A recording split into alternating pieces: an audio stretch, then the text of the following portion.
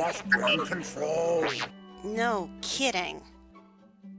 Hey guys, welcome back. Well, as promised, I am finally giving you guys my non-spoiler review of Star Wars Episode 8, The Last Jedi. Now, this is not going to be an in-depth review. It's not even going to be a summary because I don't want to post any spoilers, and I've only seen the film once. I do not want to make a final judgment call on it until I see it at least twice, maybe 3 times to fully absorb some things, because, in short, this film was absolutely mind-blowing. I can't completely wrap my head around it. There were things that I really did not like, things I hated, things I thought were surprisingly funny, and things that I absolutely loved, and so many different things that left me in tears, as you can see by my emotional reaction immediately afterward. I'm just going to be going through favorite character, least favorite character, best acting, worst acting, favorite new planet, favorite new creature, biggest surprise without going into spoilers, favorite musical piece, and my ranking in the saga for Episode 8. So starting off with favorite character in Episode 8. Oh gracious, it's so hard. Luke has always been my favorite character, but I can't really pick any of the new characters. I love Poe, but he was, I don't know, I liked him a little bit less in Episode 8 than I did in Episode 7 for several different reasons.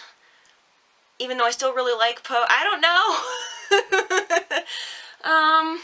I wasn't terribly crazy about any of the new characters, to be perfectly honest. So, okay, absolute favorite character in Episode 8, somebody I loved every moment of when they were on screen, couldn't get enough of them. R2. R2 needed to be in this movie more. R2, BB-8, and Chewbacca were all woefully underused in The Last Jedi, and they needed more screen time. I loved every moment of when they were on screen. Close behind is definitely General Leia. She's been through too much. She goes through more, but through it all, she's still... I could see a lot of Carrie Fisher in General Leia's performance there in Episode 8, and that was nice to see. She had a little bit more wit, a little bit more humor, and she was a little bit more world-weary, but it fit, and I loved seeing that. Least favorite character in Episode 8. Oh gosh. That was a toss-up between either Snoke or Hux. Thankfully, there wasn't as much of them.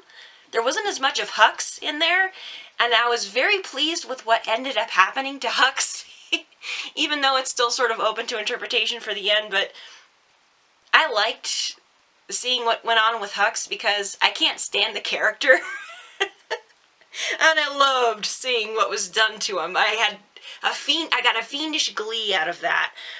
Okay, best acting. That's hard.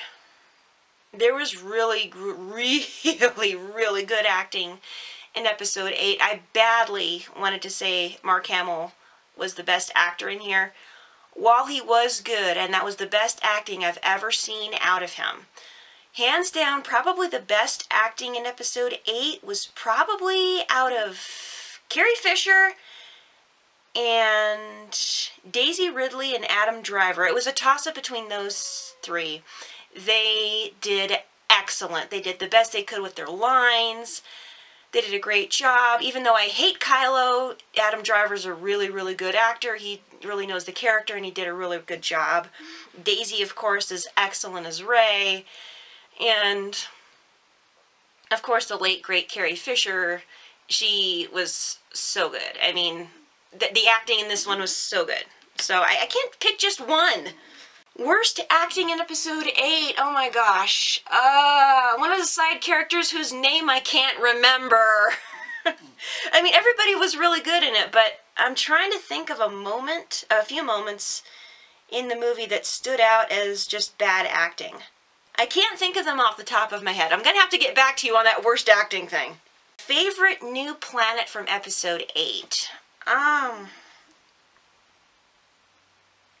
It had to be Octu. I wasn't really crazy about Crate, and Canto Bight, it's kind of meh. So, it had to be the island. I loved it because it's, you know, it's Ireland, it's Skellig Michael, the scenery is gorgeous, so it had to be the island. It's, Octu. Favorite new creature in episode 8? Well, that's obvious. Porgs! Although the Vulptexes, which are the crystal foxes, and the Fathiers, which are the space horses, were also great. I loved the creatures in this movie so much.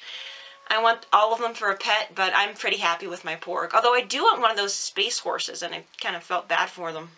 Okay, biggest non-spoiler surprise. Oh gosh. I can't go into the biggest surprise. Okay, the biggest surprise for me while watching this film was how funny the first, I would say, half hour was. It was kind of like episode 3 in that respect, where there were a lot of jokes being thrown around. There's this one scene between Poe and Hux. A lot of people saw it as stupid, but I think it's hysterical. I love it. Without giving away too much, Poe just completely messes with Hux. He plays with his head like a basketball, and it is got a little bit childish. It's got that kind of feel to it, but I love it. It's funny. Plus, I love seeing Hux bewildered because you know how much I hate Hux. Favorite musical piece? There was not a whole lot of original music from what I could hear.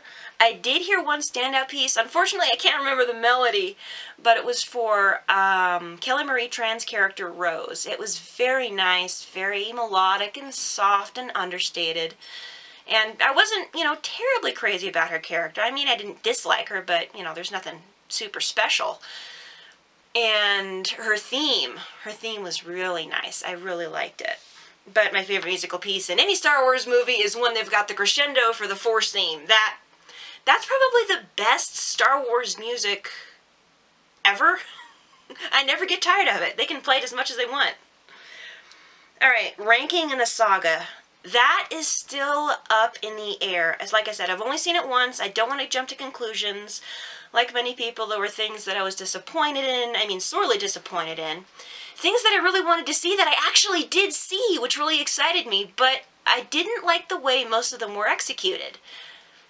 As for my further interest in the saga, like I said, I have to see it again, but I think I can safely say after episode 9, I'm pretty much done. Okay, guys. Thank you so much for watching. If you like this video and want to see more G-rated Star Wars content, please post a comment below. Please note that as far as comments go, I know you guys have been submitting several. I've had to delete 5 already for 2 reasons. One, there was profanity in it, and you guys already know how I feel about that. I've got a 3.5-year-old niece and a young nephew and a 2-year-old nephew that all watch my videos. Since we're long distance away from one of them, this is basically his only way he can see me, and I really need to keep things clean. If nothing else, for them. Think of the children, please. So I'm not trying to, you know, impede on anyone's freedom of speech, but it's my channel and my videos, and I feel like I have the right to censor anything that I feel is inappropriate, especially for my niece and nephew. And also, anything with spoilers. No spoilers are allowed. No spoilers for The Last Jedi are going to be allowed on any of my videos except for my spoiler review of The Last Jedi until after the 2nd week in January. After that, anything with spoilers can be posted on, for Last Jedi can be posted on any of my videos as long as they're clean. I mean, you can rant, you can say how much you hated it or how much you loved it. If it turns into an argument, though, I'm going to disable the comments. We've got too much of that drama in real life. I don't need that on my channel.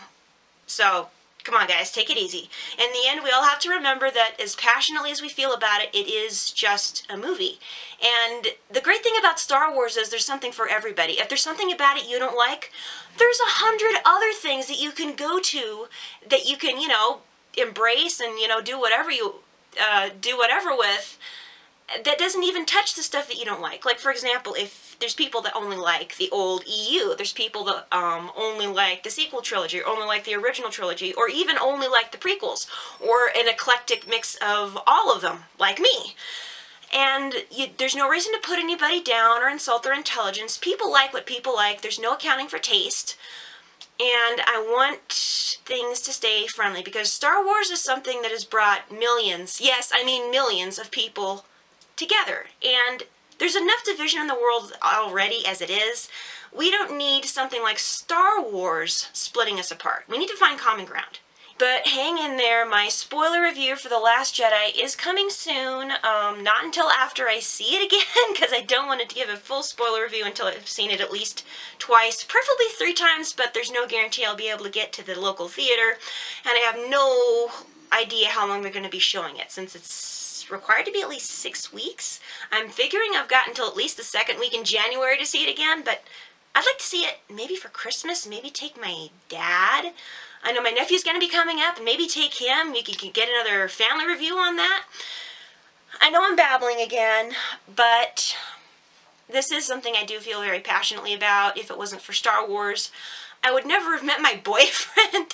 I would never have known any of you guys, and the support I've been getting is just, it's touching. I absolutely love it. And the fact that I'm able to connect to people across the world over something like this is one of the reasons why I love Star Wars so much.